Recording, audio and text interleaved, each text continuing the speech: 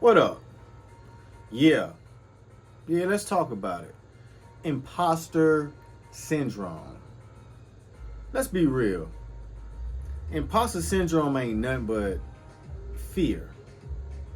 And most of you guys fear what you can do, what you can't do, what you haven't learned yet, what you haven't done yet. That's that's that's all the journey. Like you got to go on your own journey. You can't base your journey on somebody else's journey. You can't say just because somebody got a plaque on the wall or whatever. I ain't down to people with plaques on the wall because most people with plaques that talk the right stuff know what they talking about. I'm talking about people who you listen to, and they might have plaques on the wall, and you might listen to them, and you might go, "Damn, I feel like what they saying and what they talk about, I feel like I don't know what I'm doing." That's not true. You must always have like a grips on your reality of what's around you, not the internet and not what somebody else is doing. The imposter syndrome comes from, this is what the imposter syndrome comes from, I think. There's so much exposure you have on the internet as a producer, and you get to see what somebody else is doing. You get to see somebody else's success, what they have, and what they going through. They done bought a new house or whatever. They done got paid off for being big on YouTube. They got 500,000 subscribers, 1 million subscribers. This whole like game of just being able to see each other and being able to see what each other can do. It's almost like, I don't think y'all understand that can build imposter syndrome, because you're trying to base your journey, what your hard work that you really put in, based on somebody else's outcome of what they put in and what they got. That ain't the way the world works. You put in what you put in and you get out what you get out. Now, if you ain't getting out what you're putting in, then maybe what you're putting in either ain't enough or ain't the right stuff. That's what you need to think about. Imposter syndrome only comes from when you feel like you don't know what the fuck you doing when you're doing it. That would be like you certified in construction, right? And you going out and you surveying the land, and you doing a certain task, and you're trying to do a certain measurement of a certain like survey, and you really don't know what the fuck you're doing because you barely passed the course to be out there in the field. Then that's imposter syndrome. That's that syndrome of being like, damn, I feel like I'll really do it, but I don't know if I'll really do it because this other person really do it. It's like, well, then you won't think you know what you're doing.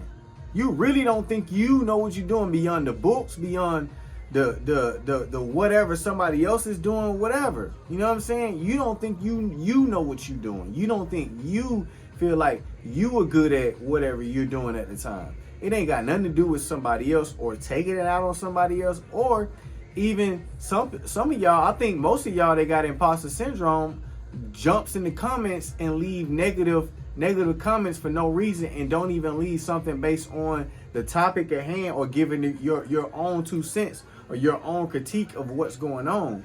You give such negative comments, and you'll say stuff like, I know people will say stuff like, and this would be funny, man, who are you to say something about this? And I'd be like, I think you are reflecting, or you are holding up the black mirror to yourself, and you're just trying to really get this out and talk to yourself. You really are speaking on yourself. You're really reflecting on yourself, and you're really saying that, who are you to say something, basically saying that you don't feel like you have enough power or have enough expertise to say it. I feel like I have enough expertise to say what I'm saying now. I feel like probably like 7-8 years ago, I don't feel like it. But even before 7-8 years ago, I had success. I had a lot of placements on television. And I don't really want to like flex about that, or even like, I don't even really be trying to even talk about that. I can give you shows and everything, but that don't even really matter. What matters is if what I'm saying, the knowledge I'm saying, make fucking sense. And if what I'm doing right now in the current, as far as the music that you hear from me, if it sounds good enough to where you like, this is something that I believe in this, and this is something that I would listen to because I want that same quality, or I want that same groove from that person. Or you just want to just be in the conversation and leave a comment down below about the topic, and you want to talk about it, but trying to leave this negative impression, trying to go against other people. To me, it's imposter syndrome. You know what I'm saying? It's this fear of looking at other people, what they're doing, and not knowing that what you do matters enough to the people that's around you and the people you connect with. Connect with one, connect with two, connect with three, connect with four, and then multiply those people. And then you'll have your own small little village and tribe of people who believe in what you do, and they listen to you. They listen to your music. They into your music. You know what I'm saying? Even if it's 100 people, even if it's 150 people, that's powerful. Like, people would have gave they pinky to have 150 people actually like follow them back in the 80s as far as doing their music. They were just at the house and they had to go down the street and meet people. And people was just ignoring them and being like, oh, I don't want to listen to that tape. Man, I got my new tape, man. You want to listen to my tape? Like, think about that. It went to the 90s where we had CDs, where we could take CDs out to the public and be like, hey, man, I got a CD, man, if you want to bump it. And even then, your shit had to be, the front had to be printed like a real album. It had to look like a real album for somebody even to be like, you know what? I'm going to give this a shot. And I know that because I got shit printed before. I paid for shit to get printed. I paid for hundreds of CDs to be like, I want to print this, and to be printed and then handed out that CD to people and being like, damn, you got your logo on that motherfucker, and you got the shit on the front, and you got this shit in DVD cases. I've been there, trust me. I've been to hand-to-hand combat. But the thing about it is, just be happy with that hand-to-hand combat, and be happy with the people you build around you online that know you, that just might come across your content and might be like, hey, you know what? I like this. I rock with this. I fuck with this. But all this imposter syndrome comes from fear of you watching people around you, you going online, seeing what people got, seeing other people's plaques and everything. Man, yo, I got people in my not first family, but pretty much family, my best friend's family. Like, we all grew up together. His cousin, like, yeah, like, got Grammys and plaques and multiple accolades. I got good friends that I rode bikes with that got multiple credits on multiple different R&B projects that you will be like, oh shit, you was on that, you was on that, you was on that. Yeah. Like, I got multiple people who got like plaques, got one plaque, and I'm like, damn, you did that? Yeah, I did this back in the 90s. Oh, you probably don't remember this song. Like, I met people like that.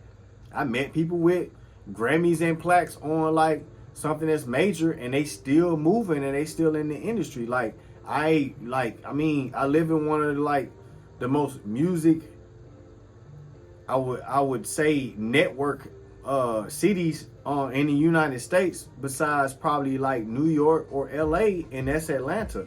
So and maybe Miami, but as far as Atlanta, yeah, like, you get to know people. You get to like meet people in different social networks and different social arenas, and then that kind of carries over to, how can I say this? You actually meeting the right people at the right time to make opportunity happen. So I say all that to say, just be thankful for the people around you and the people that you can interact with in your city or whatever, the social places that you go out to, the people you can meet and say, hey man, check out my music.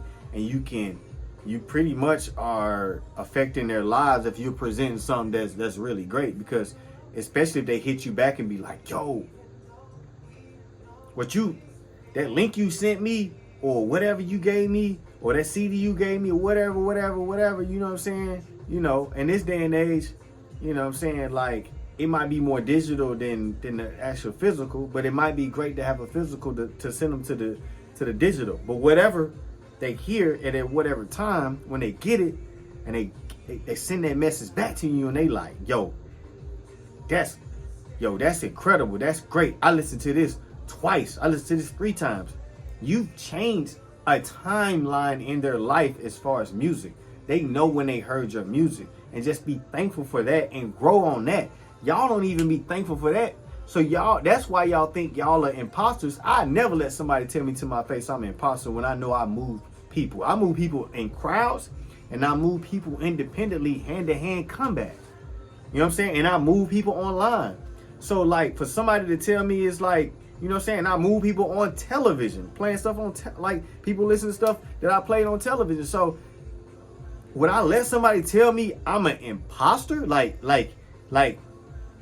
that would be like telling somebody let's just say they made shoes, they built shoes, they built dress shoes, and they actually have people who actually worn the shoes, but they might not be Stacey Adams and they might not be some big brand, but they made shoes for people, and people actually worn the shoes, and actually worn the shoes to the point to where they have actually worn them multiple times, so where they know the wear on them, they know the tear on them, they know everything about the shoe, and they've used the shoe to know that like that shoe works. Why the hell would you let somebody tell you you're not a shoemaker? Explain that. Explain that to the shoemaker that makes shoes that work, that function, that people walk on every day, and they using it to go to work, to walk down the street for miles and miles, and then they are coming back to you and being like, man, I want a second pair. Man, these are great shoes. Like, why would somebody argue with you if you're not Stacey Adams? If you told somebody, well, I ain't sold millions of shoes. You don't know what the hell you talking about shoes, then. You only sold 500 shoes this year. You like, but I'm still selling shoes though. I'm still moving shoes. I'm still in the game. So y'all tell me if that makes sense to y'all. Y'all tell me if I'm just, you know what I'm saying, jumping the gun on the imposter syndrome. But I just think a lot of y'all just got fear, and y'all just can't break through that fear. Y'all probably just line up all this fear on a notepad, write it all down, give a fuck if it's 30 deep, and write down a solution right next to it, a one-word solution to tackle all of that bullshit in your life, so you can get to the music and making the music so they can see what you're making and they can get your shit. That's what I'm saying. So y'all let me know down below if what I'm telling y'all makes sense. Peace. I'm out.